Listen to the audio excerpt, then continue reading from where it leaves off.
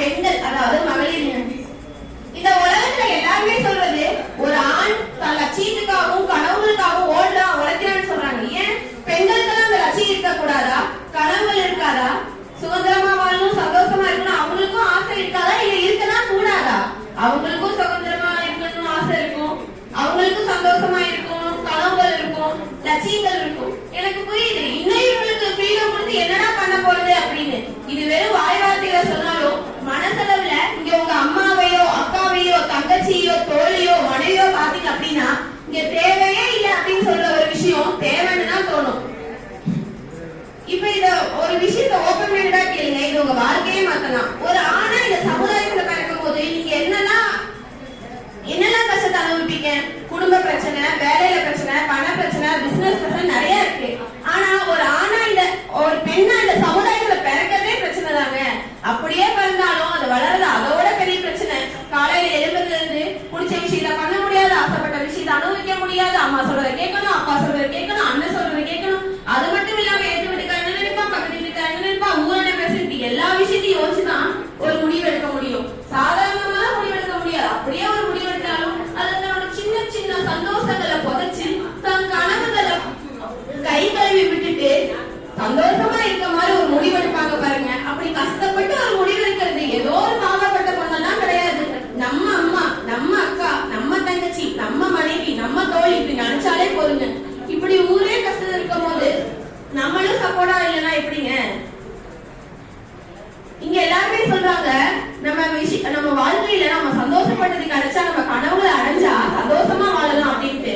ஒரு பெண்ணால இந்த முடிவு வந்து தனியா எடுக்க முடியுமா? நம்ம குடும்பத்துல ஒரு ஆண் இருப்பான், அவனோட உரிமை இல்லாம இந்த பெண்ணால இந்த விஷயத்தை எடுக்க முடியுமா? நீங்கெல்லாம் ஒரு விஷயத்தை ஈஸியா கிடைக்கிறது, நாங்க கஷ்டப்பட்டு கிடைச்சா கூட பரவாயில்ல, அது கேட்கறதுக்கான உரிமையே இல்லைன்னா. இங்க எல்லாருமே சொல்றாங்க ஒரு பெண் என்பவள் ஆணை சார்ந்தே வாழ்கிறாள் அப்படின்னு சொல்றாங்க. அப்படியாங்க? கிடையவே கிடையாது. ஒரு ஆண் தான் எப்பொழுதுமே ஒரு பெண்ணை சார்ந்து வாழ்கிறான். நம்ம சின்ன வயசுல இருக்கும் போதே நம்ம அம்மா சொல்லியிருப்பாங்க, வேலைகள்லாம் சொல்லி கொடுத்திருப்பாங்க, நம்மளும் செய்வோம். ஆனா ஒரு ஆண் எத்தனை வயசானாலும் அம்மா தண்ணி எடுத்துருவாமா விக்கிருச்சு அப்படின்னு வந்திருப்பாங்க. ஆனா நம்ம அம்மா எல்லாம் நம்ம 5 வயசுல இருக்கும் போதே சாப்பிடும் போது தண்ணி எடுத்து சாப்பிடணும் அப்படின்னு சொல்லியிருப்பாங்க. இப்படி ஒரு ஆண் தான் என்றுமே ஒரு பெண்ணை சார்ந்து வாழ்கிறார். நாங்களும் இப்ப மாறிட்டோங்க. அப்படி இல்லைன்னா 11 உலக சாதனை யாருங்க? உசேன் போல்ட், மின்னல் மனிதன் அப்படின்னு தான் கூப்பிடுவாங்க. ஏன்னா இப்படிங்கிற ஓடிடுவாரு. அவரோட ரெக்கார்ட் எல்லாம் எந்த மனுஷனாலும், மனுஷனா பிறகு எந்த மனுஷனாலும் இந்த ரெக்கார்ட் எல்லாம் பிரேக் பண்ண முடியாதுன்னு ரீசெண்டா ஒருத்தவங்க பிரேக் பண்ணாங்க. யாருங்க? அலிசன் பீல்ட்ஸ். ஒரு ஆண்மகன் கிடையாது, சாதனை பெண்மணி. அது பெரிய விஷயம் இல்லைங்க. இது தெரியுமா பெரிய விஷயம்? 6 ஒலிம்பிக் கோல்டு மெடல் வாங்கிய பெண்மணி, 33 வயசு, சிசேரியன் மூலமா குழந்தை பெற்று 10 மாசம் நலவடையில அடுத்த 10வது மாசம் இந்த உலகத்தை தன் மீது திருப்பிய சாதனை பெண்மணி அலிசன் பீல்ட்ஸ்ங்க. இங்க இருக்க பெண்களை நான் சொல்றேன், நம்ம நினைச்சா எதுனாலும் முடியும்.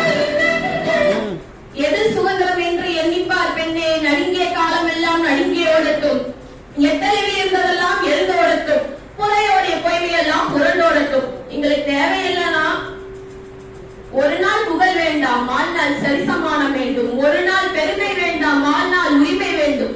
ஒரு நாள் அலங்காரம் வேண்டாம், வாழ்நாள் அங்கீகாரம் வேண்டும். ஒரு நாள் பாராட்டு